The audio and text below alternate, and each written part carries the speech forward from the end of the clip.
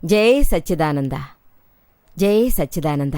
మీ అందరి మనసుల్లోనూ కొలువై ఉన్న పరమాత్మకు నా మనఃపూర్వకంగా శిరస్సు వంచి నమస్కరిస్తున్నా. అమ్మా, మేం మీ సీరియల్లో గురు శిష్యుల గురించి చూస్తున్నాం. చాలా సంతోషంగా ఉంది. చూసేటప్పుడు చాలా కొత్త విషయాలు తెలుసుకుంటున్నాం. మీరు దాదాజీతో 20 ఏళ్లుగా ఉన్నారని చెప్పారు. మీకున్న దాదాజీతోటి సంబంధం గురు శిష్యులుగా ఉన్నారు కదా, అది ఏ రకంగా ఉండేది? దాదాజీ ఎప్పుడూ నిరాడంబరంగా ఉంటారని చెప్పారు కదా, ఆ నిరాడంబరం ఏ విధంగా ఉండేది? దాని గురించి కొంచెం మాకు చెప్పండి. ఆయన నడవడిక వగైరా చూసినప్పుడు ఎవరికీ నేను ఆయన శిష్యురాలు, ఆయన గురువు అని తెలీదు. ఆయన చాలా గొప్ప పెద్ద ఒక స్టేజ్లోనే ఉన్నారు. ఆయన ప్రభావం ఆశీస్సుల్లాంటిది. ఆ విధమైన ఫీలింగ్స్ ఏవీ లేవు. అతను ఎప్పుడూ ప్రేమగా, చాలా అభిమానంగా అందరితోనూ ఉంటారు. ఆయన ఏది మాట్లాడకున్నా ఆయన కళ్ళు ఎప్పుడూ ప్రేమతోనూ అభిమానంతోనూ ఉంటాయి. అందరికీ ఈ అనుభవమే ఉండేది. అతను ఎప్పుడూ చెప్తూ ఉండేది ఇదే, నేను ఎవరికీ ఎప్పుడూ గురువుగా ఉన్నట్టు ఎరగను అంటారు. చాలామందితోటి దాదాజీతోటి చెప్తుండేవాళ్ళు, మా భావనలో మీరు మాకు గురువుగా ఉండడం ఒప్పుకోవాలి అని చెప్పారు. మమ్మల్ని మీ శిష్యుల్ని చేసుకోండి అన్నారు. అందుకు దాదాజీ, నేనే లోకంలో ఉన్న సర్వజీవులకు శిష్యునిగా ఉంటున్నాను, నేనెక్కడ ఇతరులకు గురువుగా ఉండగలనని అన్నారు. ఈ దృష్టితో నేను ఎన్నో జన్మలకు ముందే ప్రారంభించేశాను. ఈ దృష్టి పూర్తవగానే నాకు ఈ జ్ఞానమే వికాసమయ్యింది అన్నారు. ఇంతటి నిరాడంబరంతో అతను గడుపుతూ ఉండేవారు. లోకంలో ఉన్న సర్వ జీవరాశుల్ని తన గురువుగా ఆయన చూస్తున్నారు.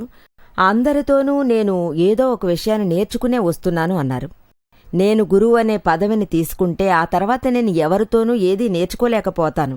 ఆయన దీర్ఘమైన ఈ అబ్జర్వేషన్ ఎలా ఉందని మీరు చూడండి. ఒక్కొక్కరి దగ్గర ఏదో ఒకటి నేర్చుకుంటూనే ఉండేవారు. ఆయన ప్రతిదీ చెప్తూ ఉండేవారు. This is the world's observatory. ఈ లోకంలోని అబ్జర్వేటరీ ఎందుకు మా దగ్గరుంది అంటారు. అతను ఓపెన్గానే ఎప్పుడూ మాట్లాడతారు. అందరి దగ్గర నుంచి ఏదో ఒకటి నేర్చుకుంటూనే ఉంటారు. అంటే నా దగ్గరే ఆయన ఏనాడు నేను నీ గురువు, నా శిష్యురాలని చెప్పిందే లేదు. అన్నింటికీ మించి వద్దని చెప్పేస్తారు. అప్పుడు నా ఫీలింగ్ ఏమవుతుందంటే, నా గ్రాండ్ ఫాదర్ తోటి నేను ఎలా చనువుగా ఉంటానో అదే విధంగానే నేను ఆయనతో నడుచుకునేదాన్ని. నేను మన తండ్రి గారి తాతయ్యతో ఎక్కువ ఫ్రీగా ఉంటాం కదా, చాలా క్లోజ్గా ఉంటాం. ఆ రకంగానే ఉండేది. దాదాజీ ఆ రకంగానే ఉండేవారు. ఆయన బాగా జబ్బుతో పడున్నప్పుడు ఒకసారి నన్ను పిలిచి చెప్పారు, అతనికి నేను అన్నం పెడుతూ ఉండేదాన్ని. చాలా వీక్నెస్గా ఉండేవారు. ఆయన కూర్చునున్నారు. అప్పుడు ఒకరోజు సడన్గా నాతోటి, నువ్వు నాకు ఏదైనా సేవ చేసేటప్పుడు నువ్వు ఏ దృష్టితో నన్ను చూస్తున్నావని అడిగారు. నన్ను చూసి ఆయన అడిగారు. అప్పుడు నేను చెప్పాను, ఏ ఒక శరీరం నుంచి పరమాత్మ వెలుగొచ్చి ప్రత్యక్షంగా తెలిసొస్తుందో ఆ దైవానికి నేను సేవ చేసే విధంగా ఒక భావన నాకు వస్తుంది అని ఆయనతో చెప్పాను. వెంటనే దాదాజీ ఒక చిరునవ్వుతో చెప్పారు, సరే కానీ నువ్వు ఇకపై ఇట్లా సెట్ చేసుకో. అంటే ఎవరు అన్నం పెడుతున్నారో అది నేను కాదు, ఎవరికి నేను అన్నం పెడుతున్నానో అది నేను కాదు. నేను దాదా భగవాన్ భేదం లేనివాళ్లం. ఈ ఒక జ్ఞాన దృష్టితోనే ఆయన నాకు నేర్పించారు. ఈ స్థలంలో గురు శిష్యులనే విషయమే రాలేదే. ఇలా అంటే గురు శిష్యులనేది లో లెవెల్లో ఉన్నట్టుగానే కదా అవుతుంది. ఎంత గొప్ప విషయాలు మాట్లాడతారు. భేదం ఏమీ లేదు అనే స్థాయికి. లోపల బయట అది మనమే కాదే, లోపలుండేది ఒక్కరే, భేదమెరగని వాళ్లే ఉంటున్నారు. ఈ విధమైన ఒక దృష్టితో ఉండడం ఎప్పుడు ప్రారంభించేలా ఉన్నారు? చెప్పండి, ఇటువంటి దృష్టితోటి ఎప్పుడు ఉండబోతున్నారు? ఇప్పటినుంచే. నేను ఈ విషయాన్ని చదువుకొన్నాను దాదాజీ గారి పుస్తకం నుంచి. దాదాజీ ఏం చెప్పారంటే, మన ఆత్మనే గురువుగా ఉంచుకోవాలి. దాని గురించి నిజంగా మీతో చెప్పుంటారు. దీన్ని కొంచెం వివరించండమ్మా. అది ఏంటంటే, ఆయన గారి ఉద్దేశం ఆత్మ ప్రాప్తమవడం కావడమే కదా. లేదంటే ఆత్మ జ్ఞానం నుంచి కైవల్య జ్ఞానం వరకు పోయేది. అప్పుడు ఈ గురు శిష్యుల దృష్టి విడిగానే కదా ఉంటుంది. సాధారణమైన ప్రజలకు ఈ దృష్టి అనేది నిజంగా రాదు. అలా చూస్తే నాకే ఆ దృష్టి రాలేదే. కానీ ఒకసారి దాదాజీ నాతోటి చెప్పారు, నిర్మా, నువ్వు ఈ విధంగా చేయాలి. నువ్వు నీ దగ్గర ఒక శిష్యుణ్ణి ఉంచుకో. వెంటనే నేను ఆయనతో, ఎందుకు దాదాజీ, ఎందుకు ఈ రకంగా మాట్లాడుతున్నారని అడిగాను. మీరెప్పుడు ఏమంటారు? ఈ లోకంలో ఉండే సర్వ జీవరాశుల్ని గురువుగా గౌరవిస్తున్నాను. ఈ ఒక దృష్టి ముగించాకనే జ్ఞానమనేది కలిగింది. ఈరోజు మీరు నన్ను గురువుగా మారమంటున్నారే అని నేను ఆయన్ని అడిగాను. పర్వాలేదు, ఒకే ఒక శిష్యునైనా పెట్టుకో అని అన్నారు. అందువల్లేంటి? అలా పెట్టుకోవడం వల్ల ఏమవుతుంది? అప్పుడు నేను ఆయనతో, కుదరదు దాదాజీ, నేను ఎప్పుడూ మీ పాదసేవలోనే ఉండి మీకు సేవ చేయడానికి తగ్గ సందర్భాన్ని మాత్రం ఇవ్వండి. శిష్యురాలననే పేరుతో ఒక్కరిని వెనకాలే ఎందుకు తీసుకురావాలి అని అడిగాను. అమ్మయ్యా, నాకిదొద్దు, నాకు ఇదొక పెద్ద భారం. నా పాటికి మీ పాదసేవలో ఉండిపోతాను, నన్ను వదిలేయండి అన్నాను. వెంటనే దాదాజీ చెప్పారు, ముందు నేను ఏం చెప్తున్నానో తెలుసుకో. వెంటనే నేను ఆయనతోటి ఇందులో తెలుసుకోవడానికి ఏముంది, నాకు శిష్యులెవరూ వద్దని చెప్పేశాను. వెంటనే దాదాజీ, వద్దు, నేను చెప్పేది నువ్వు తెలుసుకో అన్నారు. సరే, మీరు చెప్పండి అన్నాను. దాదాజీ చెప్పారు, నేను చెప్పేది చెయ్యి, నీ నిర్మానే నీ శిష్యురాల్ని చేసుకో అన్నారు. అప్పుడే నా మైండ్లో సడన్గా ఒక లైట్ వెలగడం మొదలైంది. ఆహా, ఈయన మనల్ని ఎంత ఉన్నత స్థాయిలో ఉంచుకున్నారు, ఎక్కడ్నుంచి మనల్ని ఏ చోట నెత్తిన పెట్టుకున్నారు. ఆ తర్వాత ఆయన చాలా అందంగా నాకు వివరించారు. ఇలా చూడు, నువ్వు ఒక శుద్ధాత్మ అని నాకు తెలుసు. ఇప్పుడు నీ పనులన్నీ అయిపోయాయి. ఇప్పుడు ఈ నిర్మాను ఉన్నతంగా ఉంచాలి కదా, పైకి తీసుకురావాలి కదా. అందుకోసమే నువ్వు నిర్మాను నీ శిష్యుల పదవిలో ఉంచు. ఆ తర్వాత ఎప్పుడూ తననే నువ్వు చూసుకో. అంటే ఇప్పుడొక తన శిష్యుల్ని ఏ స్థాయిలో గమనిస్తున్నావో, ఎప్పుడు శిష్యుల్ని పైకి తీసుకొద్దాం, వృద్ధిలో తెద్దామని ఈ భావనే అతనికి రాత్రింబవళ్ళు ఉంటుంది కదా. ఇదే విధంగా ఈ శుద్ధాత్మ నిర్మాను గమనిస్తూ ఉండాలనేది అర్థమైందా అన్నారు. ఏ రకంగా ఇప్పుడు నువ్వు ముందుకొచ్చావు, ఏ విధంగా అతను తప్పు చేయకుండా ఉన్నారు, చేసినా అందులోంచి ఎలా బయటపడ్డం, తప్పులు తగ్గిపోని అన్నారు. ఆయన ఒక తప్పు చేసినా కూడా ఉండకూడదు, అంతవరకు నువ్వు నిర్మాను తీసుకురాకూడదు. రాత్రింబవళ్ళు నువ్వు తనను జాగ్రత్తగా చూసుకోవాలన్నారు.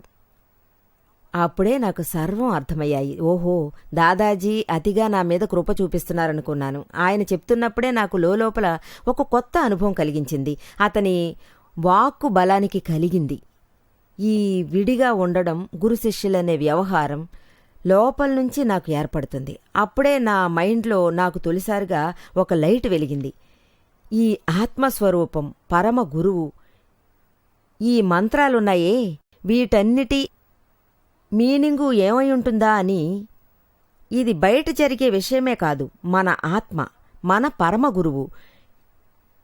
ఎప్పుడు ఈ గురువనే పదవిలోనో లేక గురు స్థాపితం అవుతుందో సాధారణ స్వరూపంగా మీరు నిజంగా కావడం కుదరదు. ఎప్పుడు పరమ గురువుగా మారతారో, పరమ గురువుగా మారితేనే మీ పని అనేది జరుగుతుంది. బయటను గురువు చెప్పేది మనం ఏ స్థాయికి వింటాం, ఏదీ కాదు.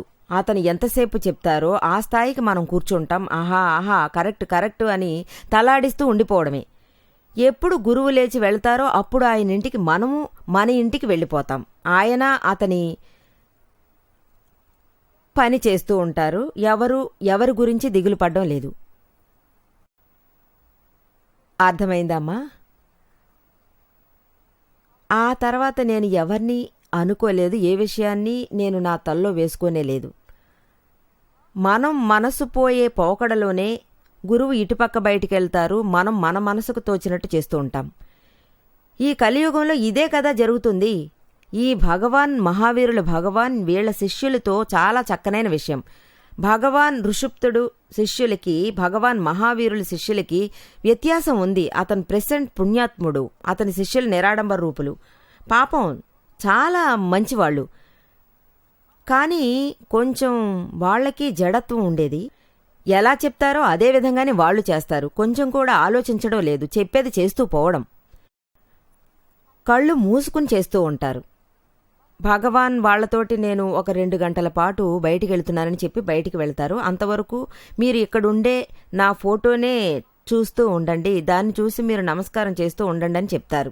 నేను ఎప్పుడు వస్తానో అంతవరకు మీరు ఇలాగే చూస్తూ ఉండాలి, ఆపకూడదు అంటారు. ఈ శిష్యులు కూడా 2 గంటల సేపు భగవాన్ తిరిగి వచ్చే వరకు ఆయన చెప్పినట్టే అలాగే చేస్తూ ఉంటారు. అదే భగవాన్ మహావీరుడి గురించి మాట్లాడేటప్పుడు ఏమంటారంటే, వాళ్ళు మొద్దులే కాని వంకర టింకర మొద్దులు, వంకర మొద్దులు 2. వీళ్ల గురించి ఏం చెప్తారంటే, ఇదే భగవాన్ మహావీరుడు అతని శిష్యులతోటి నేను బయటికెళ్ళి 2 గంటల లోపు తిరిగి వస్తానని చెప్తే, నేను వచ్చే వరకు మీరు నమస్కారం చేస్తూనే ఉండమని చెప్తే, ఆ మహావీరుల శిష్యులు ఏం చెప్తారని చెప్తే, భగవాన్ వెళ్ళగానే ఒక 5-6 నిమిషాలు ఆయన చెప్పింది చేస్తుంటారు. ఎంతసేపు అయింది? ఓ 10 నిమిషాలయ్యిందా? ఇంకా ఎంతసేపు ఉందా? 30 గంట సేపు ఉందా? ఏం చేద్దాం? చెప్తూనే ఎవరికి వారు బయటికి వెళ్ళడం మొదలెడతారు. కొందరు తీసుకురా బేడా అంటారు. అలాగే పాకు వేసుకుందాం, అదొక సంతోషం. అందులో ఒక శిష్యుడు, నేను గుమ్మలో నించుంటాను, భగవాన్ వస్తే నేను మీకు చెప్తానని చెప్పి అలాగే కాపలా నిలబడి ఉంటాడు గుమ్మలో.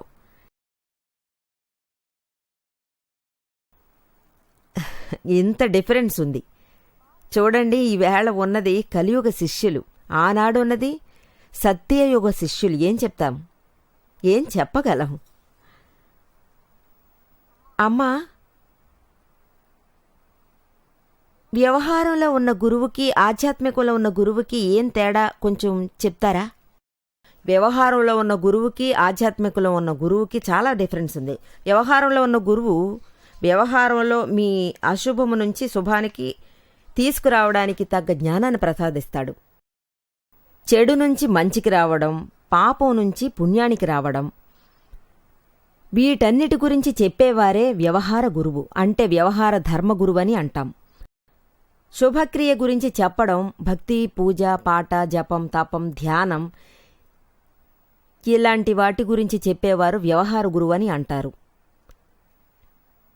ఇక్కడ ఆధ్యాత్మిక గురువు, ఆధ్యాత్మిక పూర్తి అర్థం ఏంటంటే ఆత్మతో కలిసిపోవడమే. దీన్నే మీనింగ్గా తీసుకోవాలి.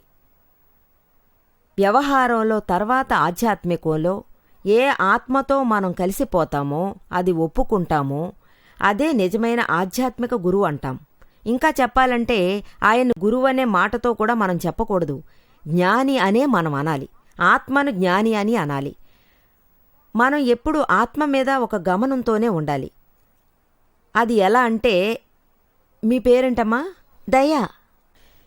ఎంతవరకు నేను దయ అనే జ్ఞాపకం ఉందో అంతవరకు మీరు అలాగే కలిసిపోతారు. ఆత్మతో కలిసిపోవడం లేదు.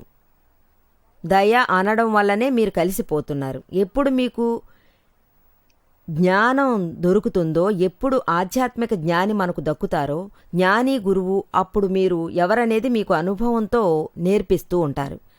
అది మీ ఆలోచనలోనే కూర్చోబెడుతున్నారు. అంటే నేను దయ కాదు, నేను ఆత్మ, శుద్ధ ఆత్మ. ఆ తర్వాత అది జ్ఞాపకంలో ఉండిపోతూనే ఉంటుంది. జస్ట్ లైక్ దట్ ఉండిపోతుంది. అది లోపల నుంచి ఉంటుంది, ఆటోమేటిక్గా ఉంటుంది. దీనికంటూ మీరు ఏమీ చేయక్కర్లేదు. కానీ జపం, తపం, ధ్యానం ఇవన్నీ నిజంగా మీరు చేయక్కర్లేదు. ఉపవాసం ఉండక్కర్లేదు, ధ్యానం చేయడం ఏది అక్కర్లేదు. ఇవన్నీ మీకు జ్ఞానంతోనే, జ్ఞాని యొక్క కృపతోనే మీకు ప్రాప్తమవ్వడం మొదలవుతుంది. ఇది మోక్షానికి పోయే వరకు ఈ అవేర్నెస్ పోవడం లేదు. ఈ అచీవ్మెంట్ మీరు సాధించేస్తే ఒక విషయం నిజం అనేది మీరు తెలుసుకోవచ్చు. అంటే ఆధ్యాత్మిక జ్ఞాని, నిజమైన గురువు కుదిరిపోతే నిజంగా అది జరుగుతుంది. లేదని చెప్తే వట్టి వ్యవహారాలే ఉంటాయి. ధర్మగురువు, ఇతన్నే ధర్మగురువు అంటారు.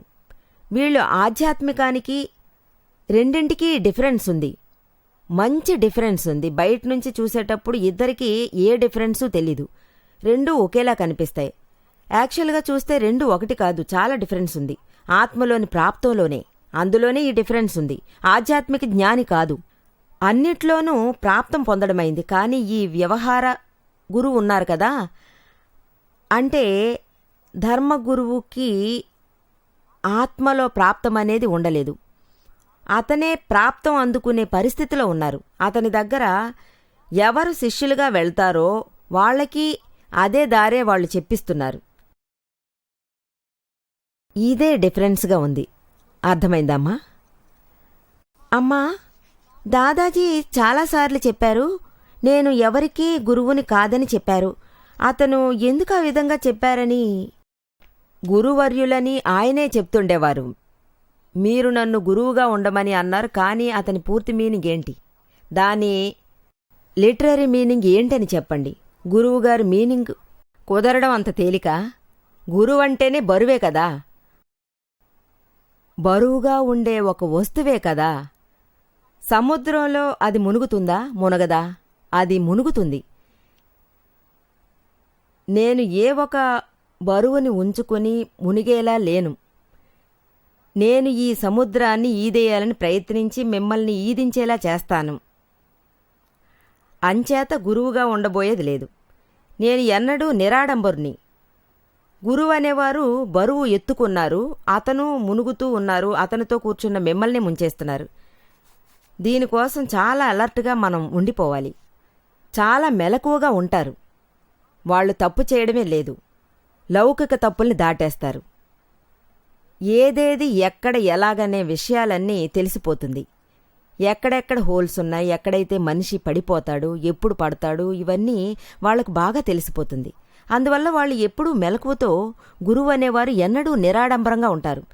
గురువని అంటేనే వాళ్ళు నిజంగా నిరాడంబర్లే. అందులో ఏ ఒక మార్పు లేదు. ఈ లోకంలో ఉన్న సర్వజీవరాశుల్ని నేను గురువుగా స్వీకరించాను, వాళ్ళకి శిష్యుడిగా ఉన్నానన్నారు. అప్పుడే వీళ్లకు ఈ జ్ఞానం వెలుగయింది.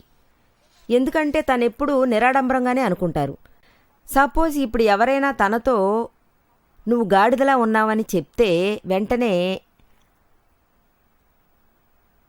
ఆయన ఏమంటారో తెలుసా? గాడిద చాలా పెద్ద ప్రాణి, నేను దానికన్నా చాలా చిన్న అంటారు. ఈ విధంగా మాట్లాడితే నేను ఆయన్ని గాడిద అనేవారు, మిగతా వాళ్ళ మనోస్థితి ఎలా ఉంటుంది? అప్పుడే కూల్ అయిపోవాల్సిందే. ఎందుకంటే ఆత్మ అనేది అన్నింటికంటే సూక్ష్మతనంగా ఉండే ఒకటి. అందువల్లే చెప్తారు, వ్యవహారంలో మనం తేలికైన వాళ్ళమే, నిశ్చయం చేయడంలో మనం గట్టివాళ్లమంటారు. ఆత్మ అనే బ్రహ్మాండంలోనే అన్నింటికన్నా పెద్దది. దాని స్వభావంలో ఎక్కువ తక్కువ రెండూ లేవు. పెద్దవాడు లేడు, చిన్నవాడు లేడు, లావు కాదు, సన్నం కాదు. ఈ గురువుల స్వభావంలోనే ఇలాగే. ఈ తెలుసుకునే తత్వం ఎవరికుందో ఆ పైన ఈ గురు శిష్యులనే వ్యవహారం అంతా ఎక్కడి నుంచి వస్తుందో చెప్పండి చూద్దాం. ఈ ఒక సాధారణ వ్యవహారంలో, సాధారణ ధర్మంలో అందరికీ నిజంగా తెలిసి రాదు. వాళ్ళేంటి తెలుసుకోవడం, నేనే గురువు, నేనే శిష్యుణ్ణి. గురువుకి ఏమనిపిస్తుందంటే, నాకు 100 శిష్యులు ఉన్నారు, 500 శిష్యులకి నేను గురువుగా ఉన్నానని వాళ్ళంతా అనుకుంటున్నారు. వాళ్ళు గురువు అనే పదవిలో మనసు పెడుతున్నారు. కానీ జ్ఞానులు ఈ తప్పును ఎప్పుడూ నిజంగా చేయడం లేదు. వాళ్ళు చేయను లేరు. నేను దాదాజీ దగ్గర దీన్నే బాగా నేర్చుకున్నాను. నేను ఎవరికీ గురువుగా ఉండను.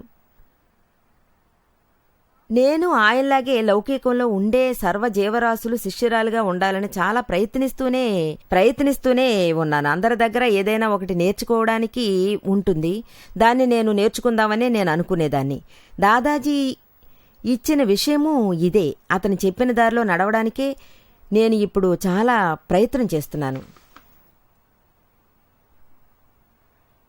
అమ్మా, మన గ్రహస్థానంలో శిష్యుడు గురువు, శ్రమలేని స్థానంలో మనం, శ్రమలేని స్థానంలో గురువు శిష్యులు, శ్రమస్థానంలో గురువు శిష్యులు, వీటిలో ఏంటి డిఫరెన్స్? ధర్మ మార్గంలో గురు శిష్యుల పదవి ఉంది కదా, ఆఖరిదాకా అదుంది. కానీ ఇక్కడ గురు శిష్యులనే పదవే లేదు, వ్యవహారమూ లేదు. భేదం లేని ఒక పరిస్థితే ఉంది. సపోజ్ ఎవరైనా మనకన్నా ఉన్నత స్థానంలో ఉన్నారు అంటే వాళ్లకు మనకు ఎంత డిఫరెన్స్ ఉండిపోతుంది. వాళ్ళిద్దరికీ చాలా డిఫరెన్స్ ఉండడం కూడా కుదరదు. మనందరిదే, నా స్వరూపమే. ఈ విధంగా అనిపిస్తుంది. మొన్న నన్ను చూడ్డానికి ఒక సహోదరి వచ్చింది.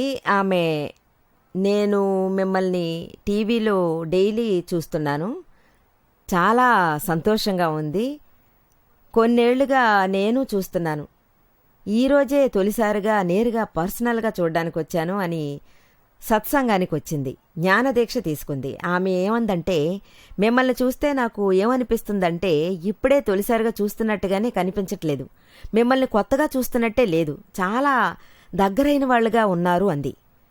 మా ఇంట్లో ఉన్న చాలా క్లోజెస్ట్ దగ్గరైన వాళ్లలా అనిపించింది అంటారు. ఇంతకాలం మీరు టీవీలోనే కదా చూస్తున్నారు, ఇప్పుడు నిజంగానే దగ్గరకొచ్చి నేరుగా చూసావన్నాను. భేదం లేని ఒక స్వరూపంగానే అనిపిస్తుంది. ఏమంటే ఈ ఆత్మదృష్టి అలాంటిది, ఈ విధంగానే ఉంటుంది. అందర్నీ నేను ఆత్మదృష్టితోనే కదా చూస్తున్నాను, ఇప్పుడు ఇదే దృష్టితోనే నేను చూస్తున్నాను. ఈ దృష్టే మిమ్మల్ని వచ్చి భేదం లేని పరిస్థితికి తీసుకెళ్తుంది. ఇది దాదాజీ దగ్గరున్న ఒక విషయం. అందరికీ ఇదే విధంగా ఉంది. ఇది నాకున్నదే. అందరికంటే నా దగ్గర చాలా క్లోజ్గా ఆయన ఉన్నారు. ఈ ఒక దృష్టి ఎక్కడ్నుంచి వచ్చింది, అది ఎలా వచ్చింది? ఎప్పుడు ఈ ఆత్మ దృష్టి వస్తుందో అప్పుడే ఈ దృష్టి అనేది మనకు వస్తుంది. ఆత్మదృష్టితో మీరు చూడనంతవరకు మీకు ఇది నిజంగా రాదు. భేదం లేని ఒక స్థితి, యాక్చువల్గా భేదం లేని స్థితి. ఈ గురువు శిష్యులు, ఇక్కడ భేదం వస్తుంది. లౌకిక విషయాలైతే పర్వాలేదు, ఎందుకంటే అక్కడ భేదాలతోనే ఉండాల్సి వస్తుంది. ఎందుకంటే గురువు అనేవారు సంపూర్ణం కావడం లేదు. చాలా తప్పులు జరిగితే అతన్ని దూరంగా నెట్టి పారేస్తారు, డిస్టెన్స్ ఉంచాల్సి వస్తుంది. చెప్తారు కదా, గురువు అనేవారు 5వ స్థానంలో. కొన్ని తప్పుల వల్ల శిష్యులు తప్పుకోవాల్సి వస్తుంది. ఇక్కడ ఈ విధంగా ఏమీ లేదే. Open to sky. రాత్రి రండి, 2ంటికి రండి, ఎప్పుడైనా రండి. ఓపెన్ టు స్కైగా ఉంటుంది. మీరే చూడొచ్చే, ధారాళంగా చూడొచ్చు. ఏదీ మేం మూత పెట్టి మూసిపెట్టలేదు. అందువల్ల భేదం లేనిదిగానే ఇది ఉంటుంది, ఓపెన్గానే ఉంది. జై సచ్చిదానంద.